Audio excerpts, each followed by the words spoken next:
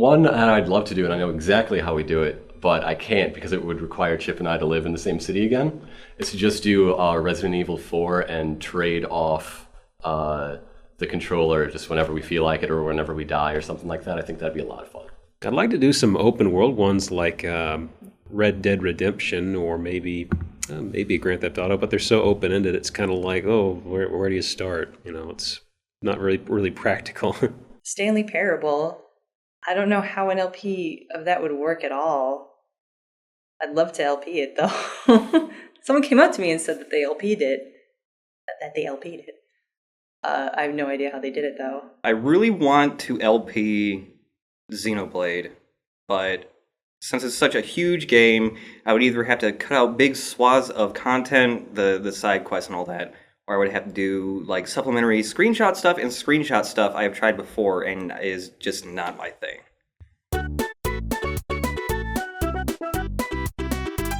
I have jokes? They get mailed to me by a mysterious benefactor. I don't know who he is. I get them from a little hollow in Peru where I make an annual pilgrimage. I don't know if you've heard of it. It's http://memebase.cheeseburger.com.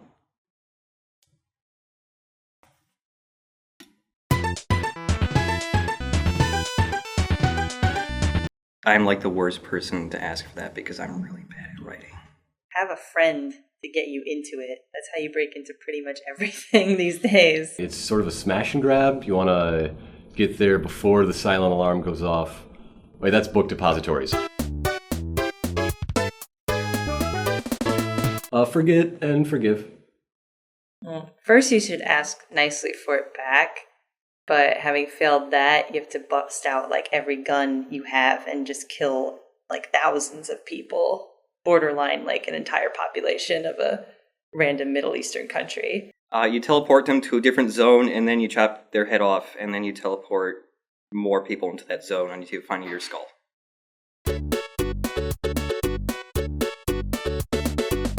Ironicus. Ironicus. I don't know. Ironicus? There you go. Nope. So don't know. When is that joke from? No, shut up. Maybe. Check the basement.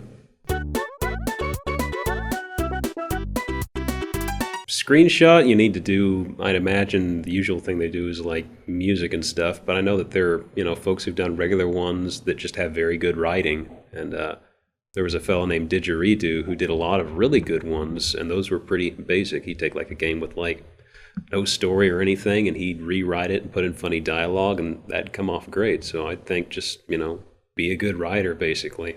Write gooder.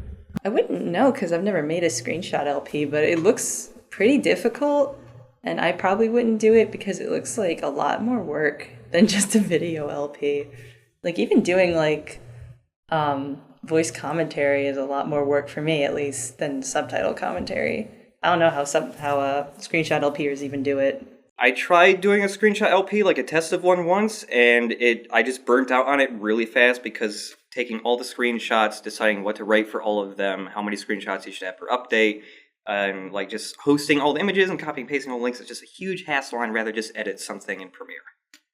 It's all about the lengths you're willing to go into it and using the format to its strengths. For more information, I think we covered it in the panel proper.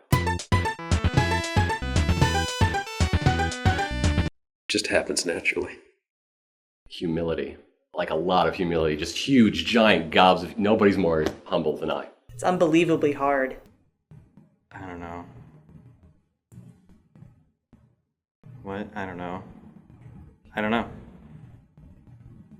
That's it.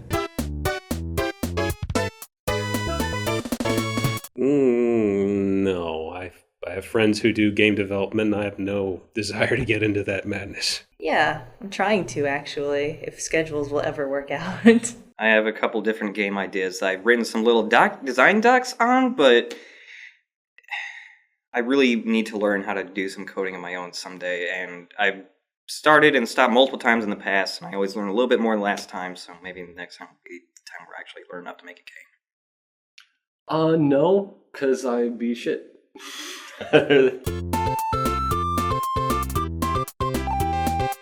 I think it would be great. I wouldn't want to redo an LP. I've gone into that before, but if we did, like if we had done Killer 7 twice, just like a really abridged New Game Plus with hindsight to sort of make sense of it, I think that would have turned out really well.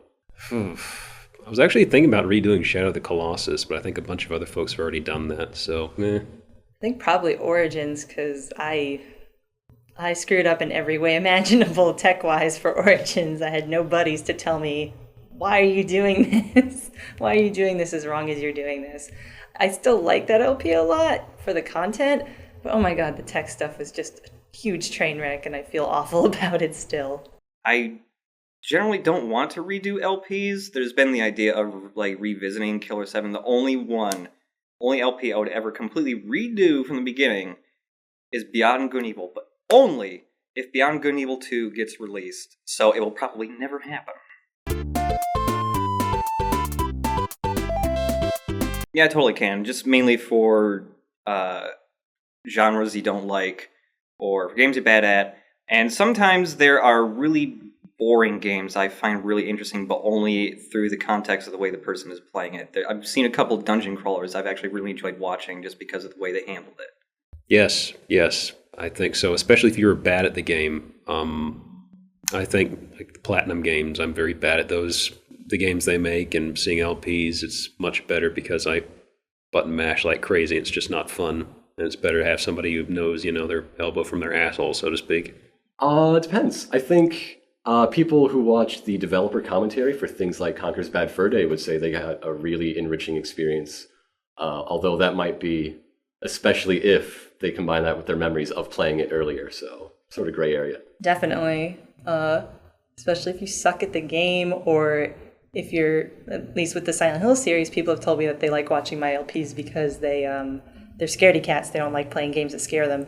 So if it's just a genre you're not into, like I hate JRPGs, but like I would watch like a group commentary, bunch of people playing a JRPG if they're interesting enough, but I would never play it myself. So if it's a genre you hate, or if you're totally crap at the game, it's completely worth it.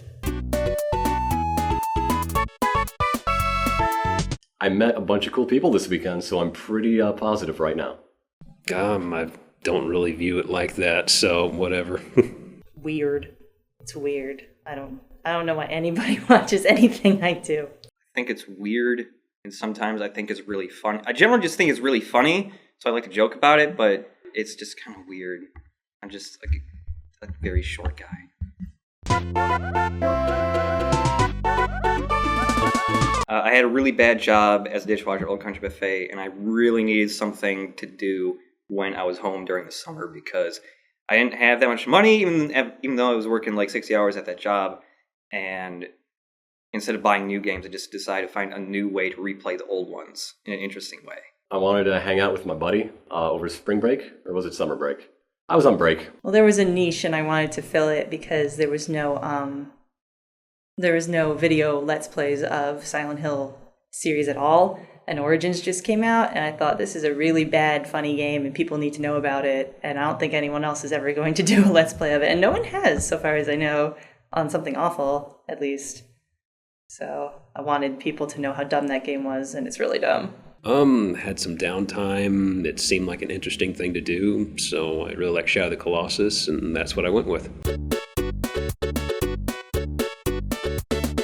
Well, it's bad because they have to manufacture it in a giant factory for like everybody in like tons and tons of places. It's pretty bad, isn't it?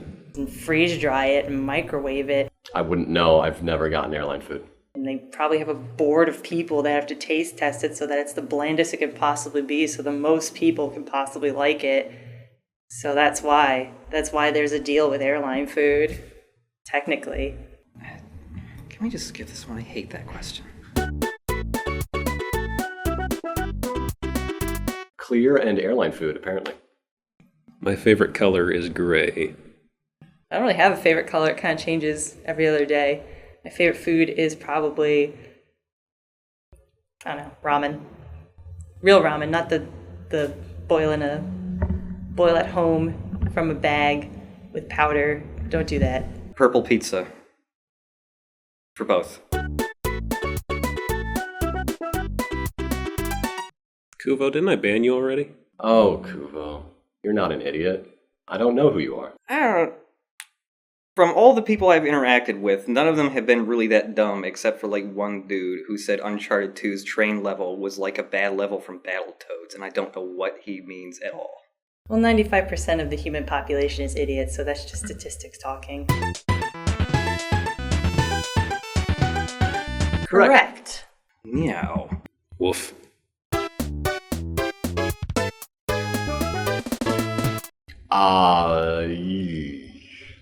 I've already married a bunch of Let's Plays, so it's just gonna be like a harem anime or something, but if you're cool with that, I mean, yeah, sure. Alright. I happen to be a man, and I absolutely value every right that I have, and I get quite upset anytime they're infringed upon, but I think you're talking about the men's rights activists, and to pretend they're one and the same is really intellectually dishonest, and I can't really dignify that with a response. Wait, fucking shut up. Oh my god. It's too much responsibility. Just being a girl in general is too much responsibility in the grand scheme of life. So no matter what you do, you're representing girls at large. If you're bad at something, all girls are bad at something. If you're good at something, wow, that's weird. Girls are never good at that thing. You're just always representing everybody, and it's such a fucking pain in the ass. So it's like, I don't know. It's powerful, but it's like really responsible, like that Spider-Man thing about power and responsibility. Very stressful sometimes. You know, you can get all the Let's Play boys, all the Let's hunks to do anything. Just getting attention to all the hunks, and I just love them. I don't know what I'm doing, just go. All of us or other people. I'm never going to touch that game. Absolutely never. I will do Let's Play that game the very second it suddenly gets a much better camera and the rest of the game past the first level is good. Apparently when Hell Freeze is over, I don't know anything about this in-joke, but they don't want to do it. Somebody with a lot of friends and money and power who isn't a jerk should make their own convention without the bad stuff in it and the jerks that run it, and just do the exact same thing with no jerks. Come to Chicago. Oh, I'm repeating myself. Can we just destroy Penny Arcade first? I mean, just go to the root of the problem, just yank it right now. Oh my god, there's a PAX South going on in San Antonio. I'm not going to it though. San Antonio's shitty. Payday 2. The Binding of Isaac. A game I love to play. I've actually been replaying RE4. That's what got it in my head. But Spelunky. Spelunky's great. It's probably not the worst movie I've ever seen, but it's the one that's been sticking in my head for the last couple months after I saw it, which was After Earth.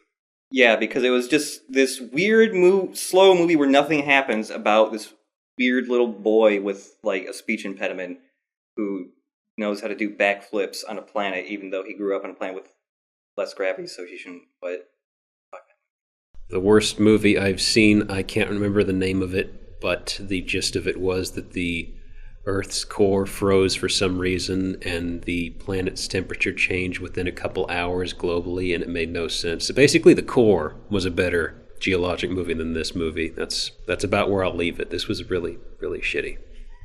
Really shitty. The thing is that I like bad movies, so it would have to just be offensively boring. I didn't like Drive when I saw it because my friend hyped it up to be an action movie and not a really introspective analysis of action movies and what they are and aren't. So I should rewatch it sometime without that in my head, because if you watch that movie thinking it's going to be like a hokey Fast and the Furious movie, you're going to really dislike Drive like me, and I'm like still angry that I got tricked, basically. Worst movie is Hamlet in Rock. It's fantastic. And the worst game I've played, I don't know. I don't play bad games long enough to get upset at them. I just stop.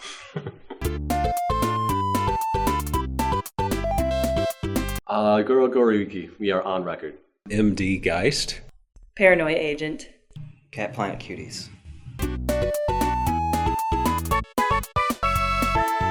Got my vote.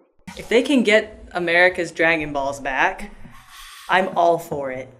We need a strong presidency that will retrieve the Dragon Balls. I need to see a birth certificate for both of those guys, actually. I will only vote for them if they promise to remove all of our soldiers from Namek. I hate that answer. I'm keeping it.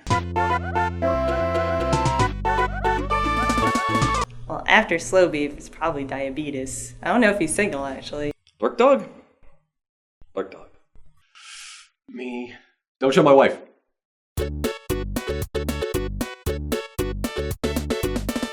I'm not very good at puns. I already wrote a lot. You can find them on the internet, actually. Again, I don't know if anybody's heard this, but it's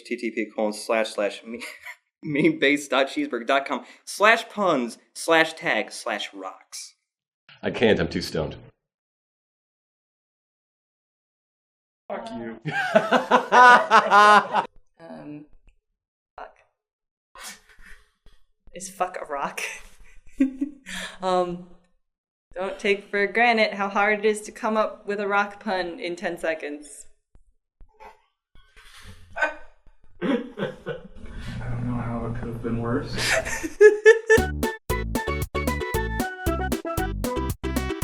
No. Possibly. Does one of you always lie and one of you always tell the truth?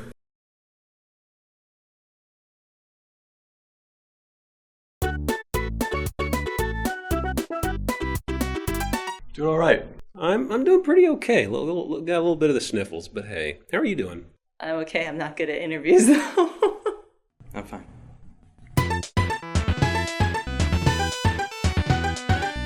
Did you come? It's kind of a deal breaker if you didn't. Oh, yeah, okay. What? Who are you? Okay, yeah. Leave me alone. No. If you're not weird and we have things in common, yes. You too can be my friend. If you're not weird. It was my hat, so I'm biased. So I feel like everyone else should probably answer the question. It was very nice. It was a nice hat. I don't know.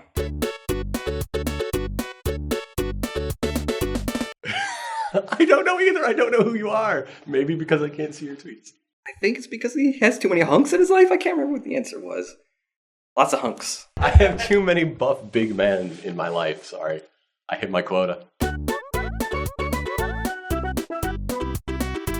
Yeah, go ahead. I mean, even though there's a shitload, you might actually, unless you try, you're not going to know if you're going to come up with something good. And even if you start doing it and burn out, it's not a big deal unless you really, really care about anonymous people's opinions on the internet. Well, I think with any hobby, you should do it because you like it and not because there's some sort of gain in it for you, like, money or pussy or power or whatever. Like, if you found out that, like, your favorite guitarist wasn't really into playing guitar, he just wanted to do it for the pussy, wouldn't you kind of be, like, betrayed as a fan? Like, this guy isn't really doing it because he likes it. Like, how disingenuous is that?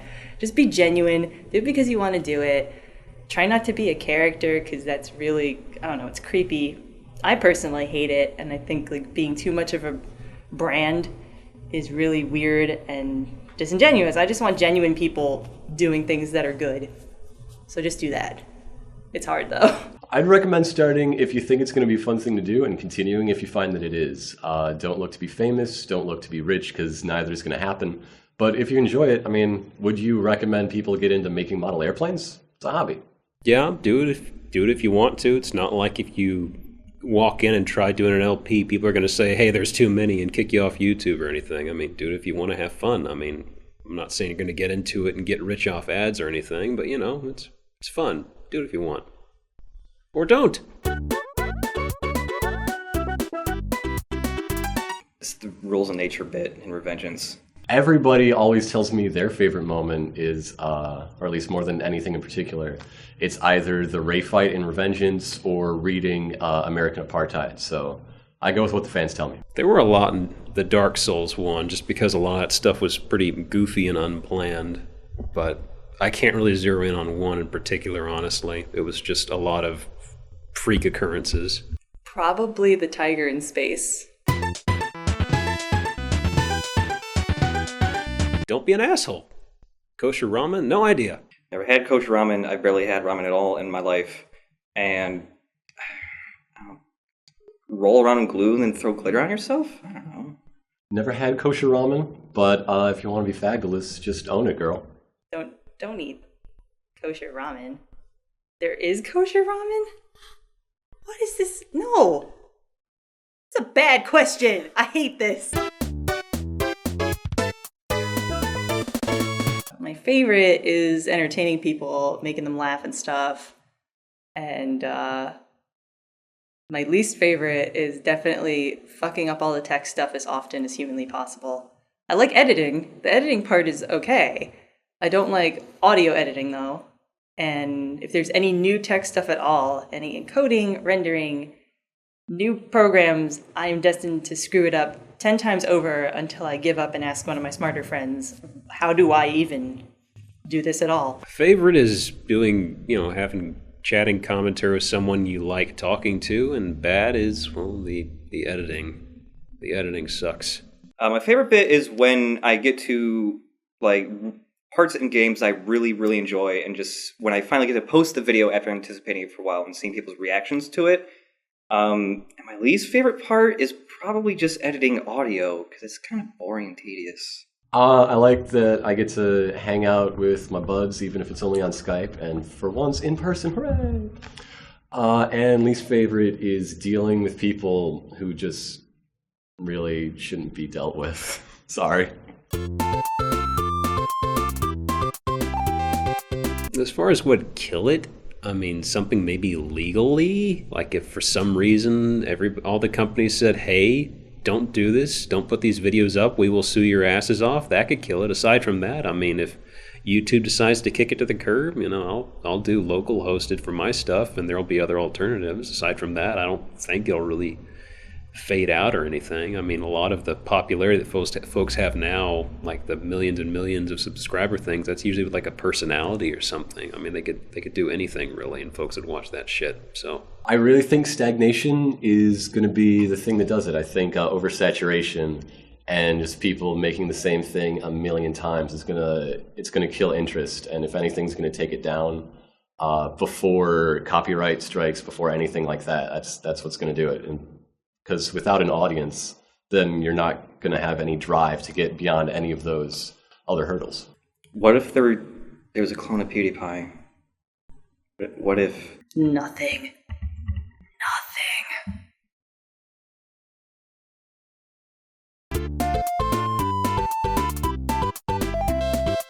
Well, of course it is. Of course it's a medium. And its staying power related to the last question is exactly how well it innovates and reinvents and finds new ways to be interesting and new ways to present information and build content. Yeah, why not? I mean, it's just a combination of other mediums, and other things have been combinations of other things. Like video games themselves are a combination of videos and games, and they're a medium unto themselves. So why can't we go a step further and remix it? Everything's a remix of something else. So yeah, it's its own medium. It can stick around for as long as video games are relevant, and as long as being funny and interesting is relevant. Everyone's gonna watch. People watch garbage, lots of garbage. Maybe that's why there's so many bad LPs out there. But as long as people are gonna watch it, it's gonna be around. Yeah, it's a medium. I mean, as long as there at least 5 people care about video games in the entire world, there'll probably still be Let's Plays. It'd actually probably be really interesting if only 5 people cared about Let's Plays. Because they'd be like weird old men in the mountain in the cyber future or something, doing Let's Plays of really old games because they don't make any new video games. Yeah, I think that's staying power. I mean, you could look back on one from 4 or 5 years ago, and it's still perfectly valid and entertaining. But yeah, I mean, I think it's got a very good staying power. And then they're just doing the Let's Plays, but they're so old, and they're like the Rat Kings or whatever, with their beards are just so tangled into each other that they can't escape. So they're just in this weird pentagram of video game systems, all Let's playing to each other, and then they just die. If I could change or control anything about my threads, it would be that people had to agree with me absolutely 100%. I don't know. I haven't really had any super bad threads yet. The Nightmare Before Christmas one is a little dead, but that's because there's nothing to talk about besides like, wow, this game's annoying. So it's like just pages of people being like, yeah, that was annoying, and not having anything to really talk about. I just got to play a meatier game that actually has things to discuss, though. That's not really the thread's fault that it's like that. I wish I had, like, I'm a mod, but I wish I had admin powers so I could put, like, automatically playing MIDIs on every page of my thread, but I can't. Oh, if only I had powers.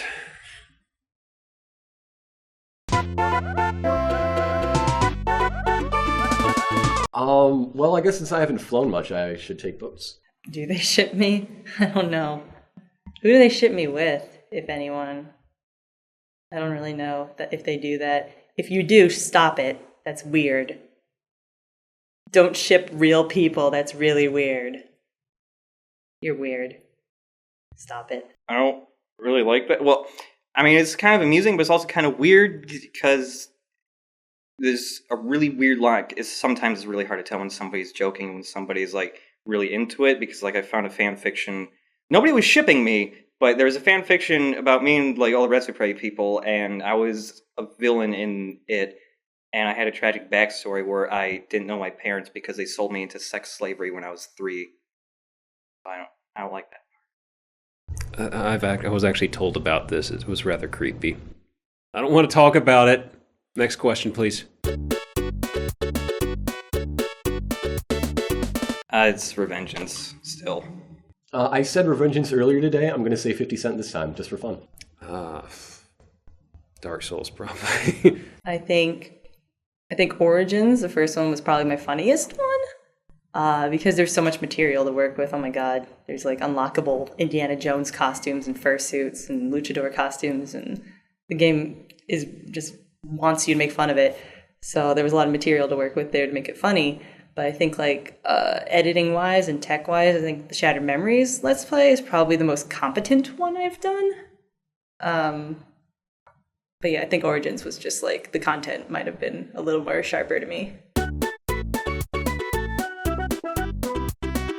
That cat is fat and sassy. That is one fine feline. Oh my. I've seen better. I've been on the internet a lot, and I've seen a lot better cats than that. He doesn't even have little boots on or anything. Pass. I wish I could be a cat.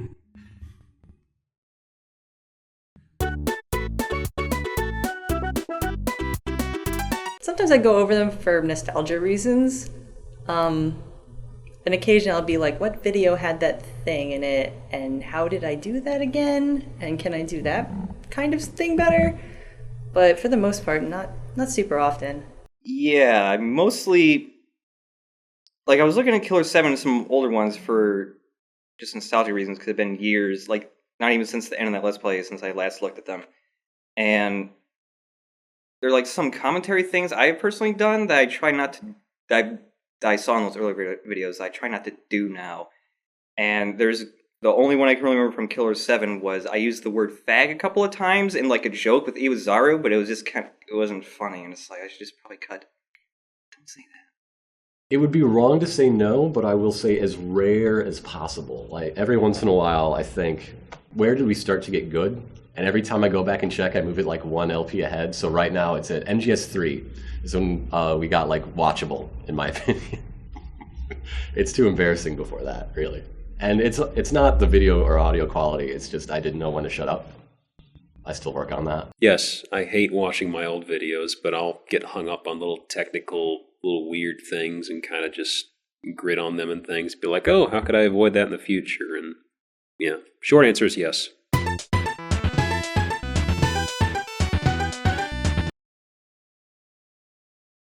Video games? I'm just gonna go with junk food. It's not good for you, but damn, is it good? Silent Hill Homecoming. It's me.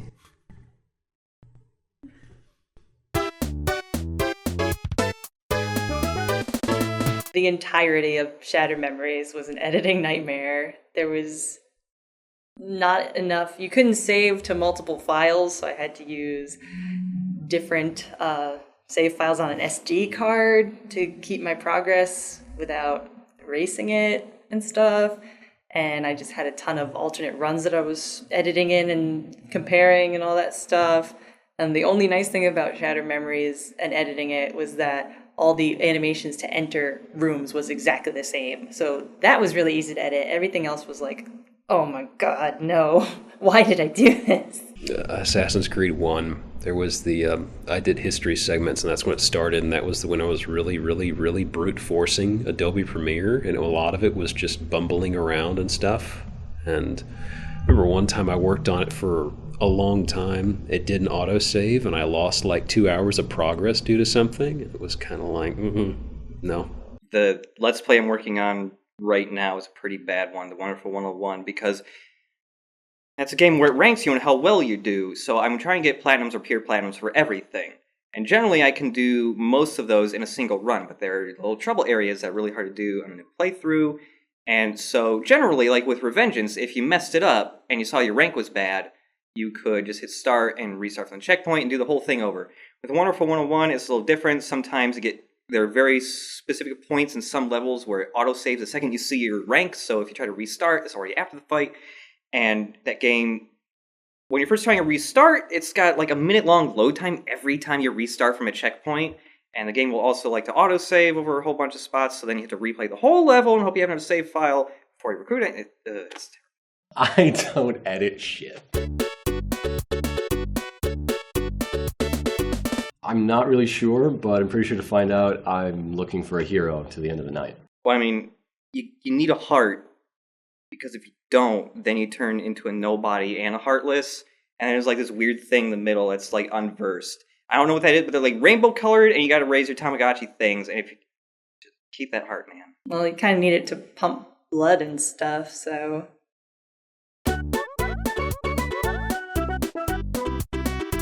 I have been contacted by the Webster's people. I'll get back to you when I finish writing their definition. Let's play is two separate words. Would that technically be in Webster's? They don't, because it's not in there, and maybe in 2016 or so it'll happen. Because, I mean, Selfie just got put in there, so it'll happen soon. It's a really cool thing to do that only cool people do.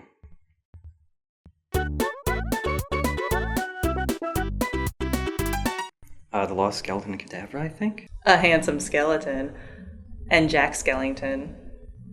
Jeffrey. Medibot.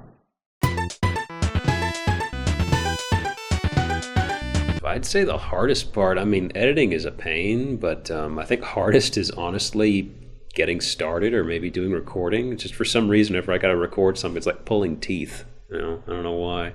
I think the hardest part is finding the correct approach, dialing your commentary into the sweet spot that's going to make it fun to get all the way through and fun for your viewers. I guess this weekend, meeting people. Even though everyone was really cool, everyone was nice, shook a lot of hands, made a lot of people happy. It's still weird, even though it's a positive weird. It's unusual, to be sure. The tech stuff is the hardest part, because I'm very bad at tech stuff, and it just doesn't stick in my head.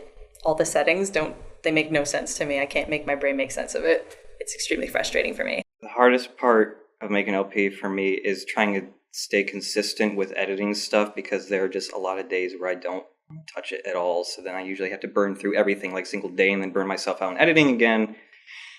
The weirdest thing was when a man from the opposite hemisphere, from the Eastern Hemisphere, wanted to tell me something on Skype, but he couldn't find my Skype address. So he tried to look up my phone number, but he couldn't find my phone number, but he found my grandma's phone number. So he called my grandma and said he was one of my friends, and then she gave him my phone number, and then he started calling me. Yeah.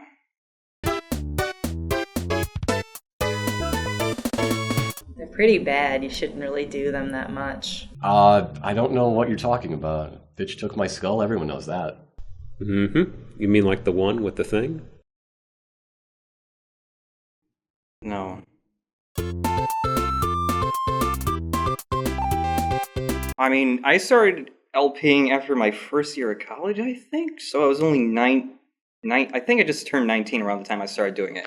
So I was still super awkward, and after doing that for many, many years now, I feel like I'm slightly less awkward, and I'm far less terrified of social situations. I did that panel, and like a few years ago, if I'd done that panel, I would be shitting my pants. Well, I got to make a lot of, friends. I lost friends. I made new friends. and they're better. But and I just got to meet a lot of interesting, cool people, and they're lovely. And I got to get a job indirectly through Let's Plays, through knowing those Let's Play people, and that's like super awesome. Like, my parents are thrilled that I have a job for one, so that's improved my life because they're not bitching about that anymore. But I don't know. People can be pretty cool if you find the right people. Well, I think, if anything, I was a pretty not confident guy. I'm sure a lot of you at home can relate. But just talking to camera, talking to a mic, you just get used to the sound of your own voice and presenting your own thoughts, and then people start to pay attention to them. And it's pretty easy to just turn that into talking to people, and it helps. It really helps. Well, I used to be a TA back in college. It got me back into speaking a bit more. When I started doing Assassin's Creed 1, I was doing a lot of history stuff, and that was stuff that I liked and I'd gotten really rusty on, and it gave me an excuse to read through a bunch of books and pick up on it all over again. I think it was pretty neat. I do a lot of mental notes, like when I'm actually recording, doing the actual gameplay. There are lots of times where I'm actually thinking in my head what the actual conversation would be, and like what I'm saying at least, and then I try to leave in time for what the response would be. And that's also sometimes why there's parts in my videos that are just slightly too long or too before I move on to the next thing. So sometimes I anticipate the conversation will be a little bit longer, but I don't ever actually write anything down. Assassin's Creed stuff, yes. There were lots of notes, like when there would be downtime or something specifically I need to describe, I would definitely have to make notes about years and all those sorts of little weird things. Only if there are things that I know I'm going to forget, like how to do unlockable costumes, how you got them, and, you know, junk like that. So pretty rarely. I don't, but then a lot of that is because I'm sort of the blind guy. I'm the newcomer. Is a format we go back to a lot, so I can't. I don't have the knowledge to make notes. How do you do? How kind of you to let me come. Little Eliza Doolittle for the folks at home. How to keep your commentary engaging? Just think of what you'd like to hear. Think of questions that whatever's in the back of your head. If you have the question, somebody watching is going to have the same question, so ask it. I'm coming at this from the sidekick perspective, of course. Say what you'd want to hear, really. Make what you want to view. Well, I mean, I basically have to have a friend like Ironicus with me, because when I'm by myself, I get way too self-conscious, and I feel like I can't think of any jokes when I'm by myself, so I just need a friend there to bounce off of. Just don't be a boring, weird, awkward person. I don't know. Just have to have, like, passion for what you're talking over, you know? Don't be bored, or else your viewer's going to be bored. Solo stuff is kind of okay. I can wing it, but usually I think it's best just to have a buddy to keep it interesting, because otherwise it's not as humorous, so to speak.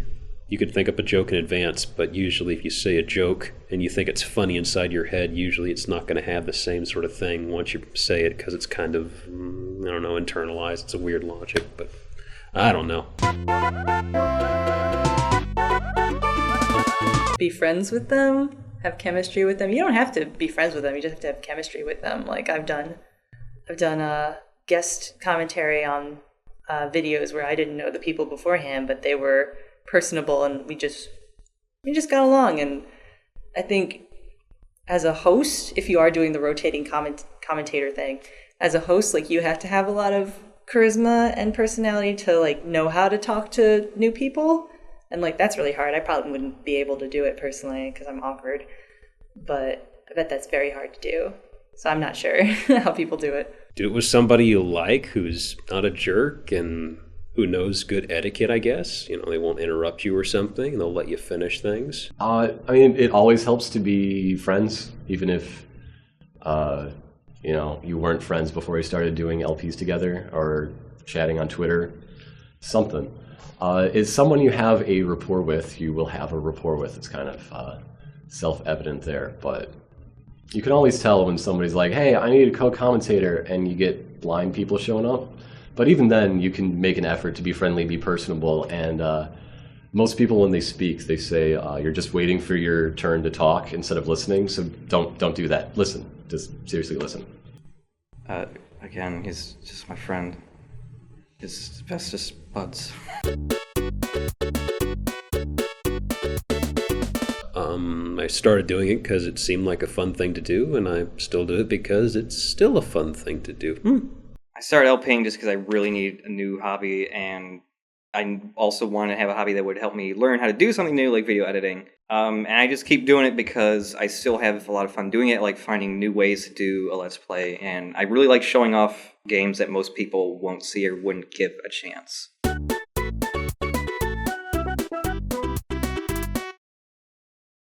He's got the crazy eyes right now. Probably not going to, because even if he does, Geop will somehow know and beat him to it because he's really fast with the moderating. Geop's gonna beat me. He already did it. I'm gonna beat him to it first. Sorry. I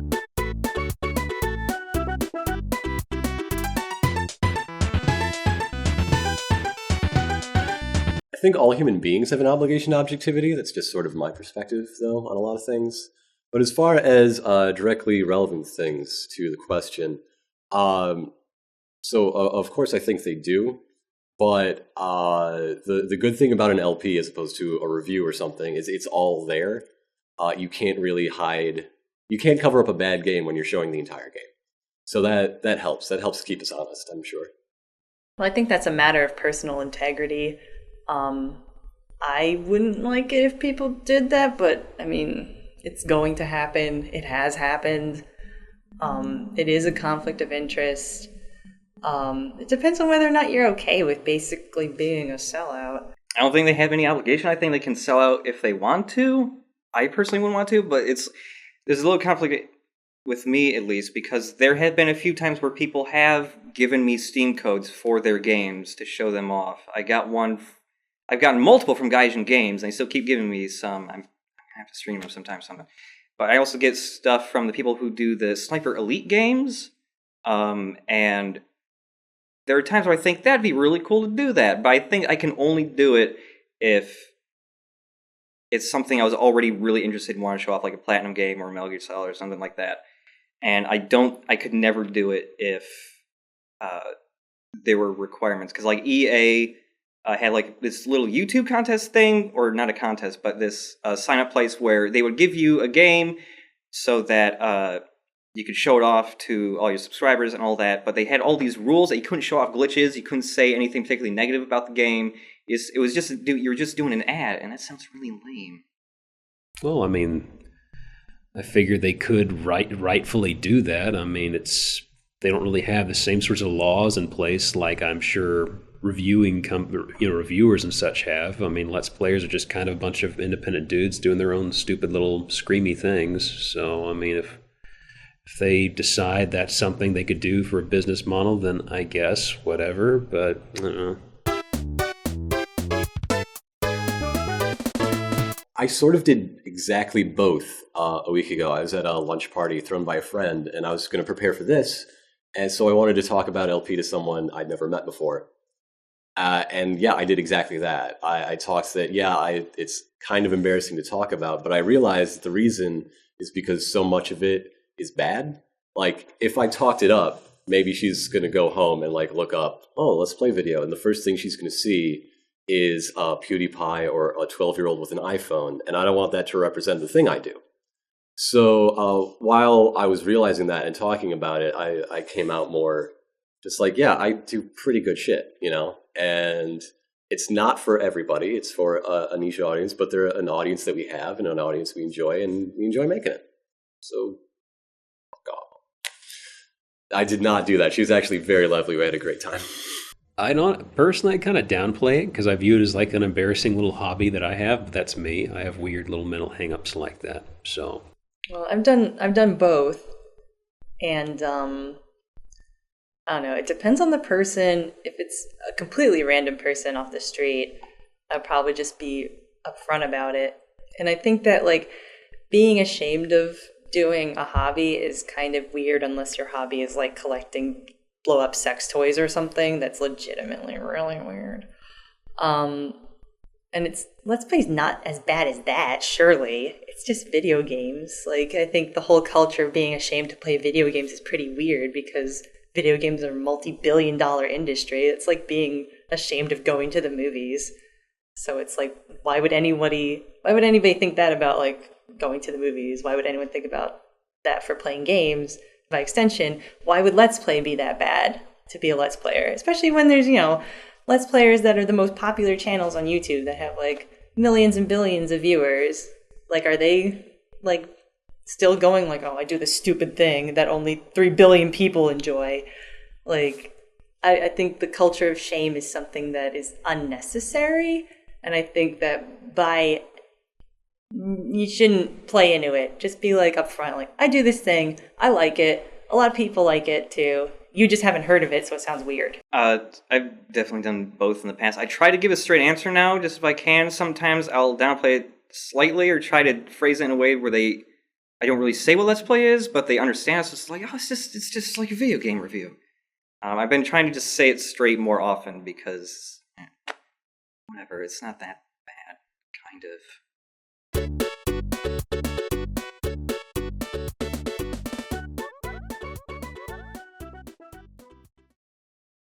Good night, folks.